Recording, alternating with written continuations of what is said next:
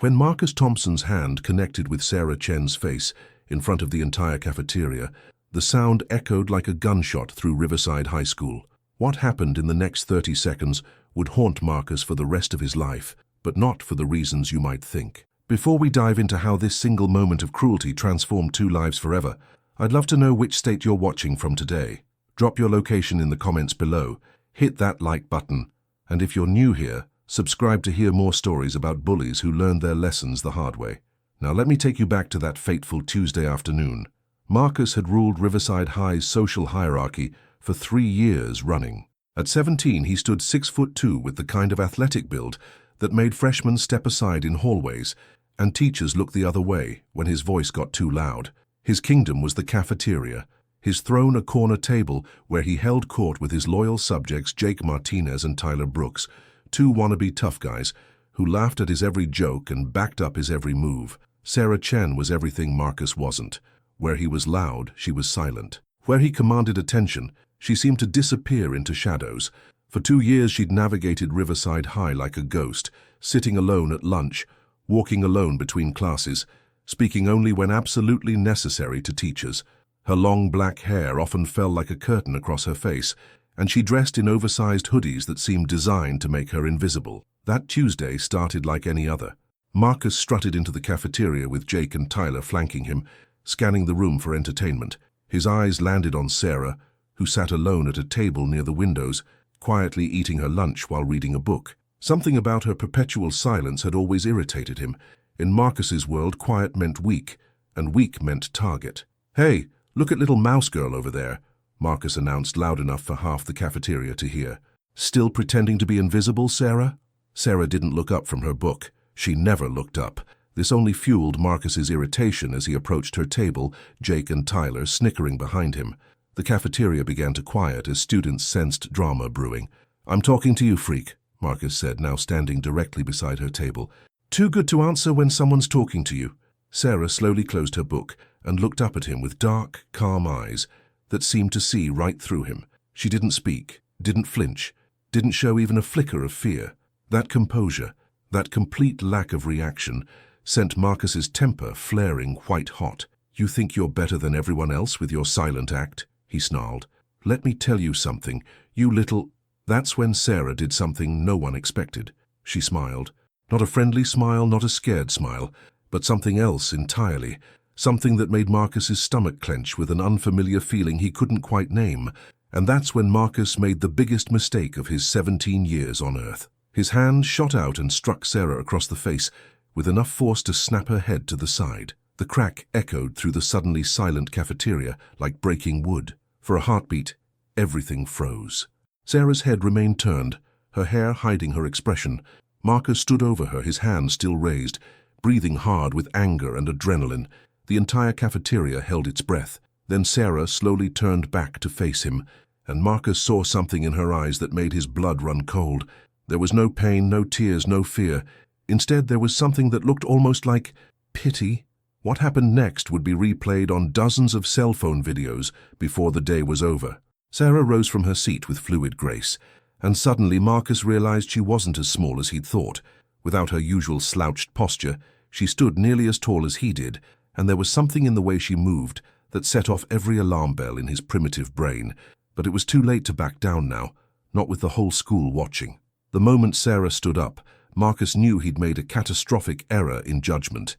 Her entire demeanor had shifted from passive to predatory in the span of a heartbeat, and suddenly the quiet girl everyone ignored looked like she could tear him apart with her bare hands. "You shouldn't have done that," Sarah said, her voice soft, but carrying clearly through the silent cafeteria. It was the first time most students had ever heard her speak, and her tone was almost conversational, almost gentle, which somehow made it infinitely more terrifying. Marcus tried to maintain his tough guy facade, puffing out his chest and raising his fists. "Oh yeah, what are you going to do about it, mouse girl?" Sarah tilted her head slightly, studying him like a scientist examining an interesting specimen. "My father always told me that bullies are just scared children who never learned how to ask for help properly. He also taught me 17 different ways to put someone on the ground without permanently damaging them." The cafeteria was so quiet, you could hear the industrial refrigerators humming in the kitchen. Marcus felt sweat beading on his forehead, But with Jake and Tyler behind him and 100 students watching, retreat wasn't an option. His pride had painted him into a corner, and the only way out was through. He swung at Sarah with a right hook that should have connected solidly with her jaw. Instead, she moved like water, flowing around his punch with minimal effort. Before Marcus could process what had happened, his arm was twisted behind his back, and he found himself face first against the cafeteria table, his cheek pressed against the same spot where Sarah had been sitting moments before. The speed and efficiency of the takedown left everyone stunned. Marcus struggled against her grip, but it was like trying to escape from steel cables. Sarah applied just enough pressure to keep him immobilized without causing real damage, though the humiliation was complete and total. "The thing about bullies," Sarah continued in that same conversational tone, as if she wasn't currently restraining a boy 30 pounds heavier than herself, "is that they usually pick on people they think can't fight back. They never consider that someone might choose not to fight back." She released him and stepped away, allowing Marcus to stumble upright, his face burning with embarrassment and his shoulder aching from the joint lock.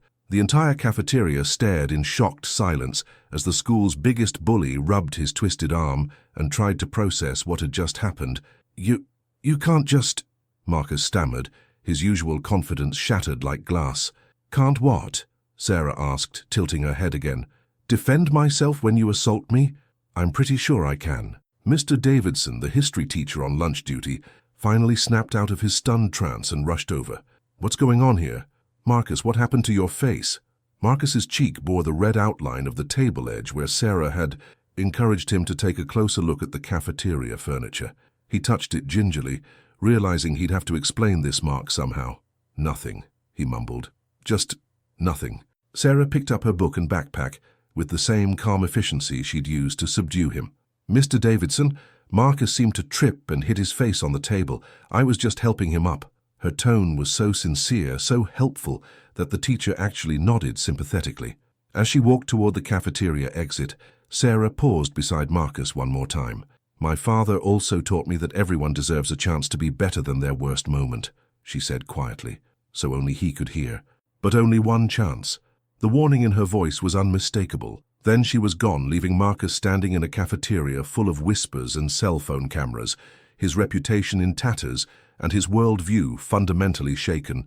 Jake and Tyler, who had been conspicuously absent during the actual confrontation, crept back to his side like scavengers approaching roadkill. "Dude, what the hell was that?" Jake whispered. Marcus didn't answer. He couldn't answer. Everything he thought he knew about power, about strength, about the natural order of high school had just been turned upside down by a girl who'd never raised her voice above a whisper. That night, as Marcus lay in bed replaying the humiliation over and over, he had no idea that his real troubles were just beginning. Because across town, in a warehouse district most Riverside High students never visited, some very dangerous people had watched the viral videos of his defeat with great interest. And they were already making plans for Marcus Thompson. 3 days after the cafeteria incident, Marcus discovered there were worse things than being humiliated in front of the entire school. He was about to learn that sometimes the people who enjoy watching bullies fall are far more dangerous than the bullies themselves. The viral videos of his takedown had spread beyond Riverside High, reaching corners of the internet where Marcus's face became synonymous with weakness. Most of the comments were just teenagers laughing at his expense, but some came from a different demographic entirely. Men with hard faces and harder reputations who saw opportunity in a fallen king. It started with a friend request on social media from someone calling himself Tony Castellano. The profile picture showed a man in his 30s, with dead eyes and expensive clothes. Marcus almost ignored it, but the message that came with the request made his blood freeze. "Saw your little performance at school, tough guy. My associates and I would like to have a word. Tonight, Pier 47. Come alone, or we'll come to your house instead." Marcus stared at his phone screen, reading the message over and over. He'd heard whispers about Tony Castellano around town, a mid-level enforcer for people you didn't want to owe money to. The kind of man who collected debts in broken bones and permanent reminders. He considered telling his parents, calling the police, even asking Jake and Tyler for help. But pride, that same toxic pride that had gotten him into this mess, whispered that he could handle whatever this was. After all, how bad could it be? The answer came at 11 p.m. when Marcus arrived at the deserted pier to find Tony Castellano waiting with 2 companions who looked like they bench-pressed small cars for fun. The older man smiled when he saw Marcus approach, but it was the kind of smile sharks wore before feeding. "There's our internet celebrity," Tony said, clapping slowly. "Marcus Thompson, right? The big man on campus who got taken down by a little girl. What do you want?" Marcus tried to keep his voice steady, but it cracked slightly on the last word. "Want? Oh, it's not about what I want, kid. It's about what you owe." Tony's smile widened. "See, that little video of yours has been making some people very unhappy. People who had money riding on your reputation. People who bet on you in certain extracurricular activities." Marcus felt the ground shift beneath his feet. "I don't know what you're talking about." "Underground fighting rings, Marcus. Your name's been floating around for months as someone to watch, someone with potential. My associates here," he gestured to the two giants flanking him, "they've been very interested in recruiting you. Until that embarrassing little incident at your school, one of the enforcers stepped forward, cracking his knuckles with sounds like breaking timber. Made us look like idiots, recommending a punk who gets dropped by some quiet girl. Now we've got a reputation problem," Tony continued. "And when we have problems, we solve them permanently." Marcus's mouth went dry as dust. "Look, I'll pay you back whatever you lost. I've got money." "Oh, you'll pay us back all right," Tony interrupted. "But not with money. See, we're going to make an example of you. Show everyone what happens when you embarrass the wrong people." The two enforcers began moving toward Marcus, their intentions crystal clear. He backed toward the edge of the pier, his mind racing through escape options that didn't exist. The water behind him was too far to jump, the men in front of him too large to fight. That's when he heard footsteps on the wooden planks behind the approaching thugs. "Excuse me," a familiar voice said politely. "I think you gentlemen might be lost." All four men turned to see Sarah Chen walking calmly down the pier toward them, her hands in the pockets of her oversized hoodie. She looked impossibly small and vulnerable against the backdrop of criminal muscle, like a sparrow confronting hawks. Tony laughed, a sound like grinding glass. "Well, well, if it isn't the little ninja herself, come to save your boyfriend?" "He's not my boyfriend," Sarah replied evenly, "but he is just a stupid kid who made a stupid mistake, and you three are grown men who should know better than to threaten teenagers. Lady, you've got 30 seconds to walk away before this gets ugly," one of the enforcers growled. Sarah tilted her head in that familiar gesture that made Marcus's heart skip a beat. "Before it gets ugly for who exactly?" The confidence in her voice was absolute, unshakable.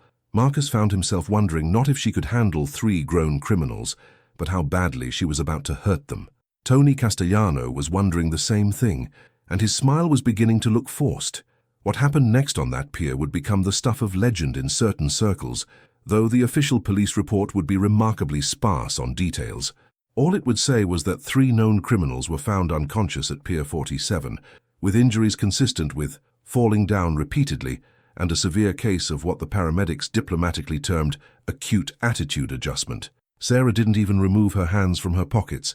The first enforcer rushed her with the confident swagger of a man who'd never lost a street fight. Sarah sidestepped his charge, and somehow, Marcus couldn't quite follow the mechanics of it, the man's own momentum carried him face first into a pier support post. He hit the wooden beam with a sound like a baseball bat, connecting with a watermelon, and crumpled to the planks without another sound.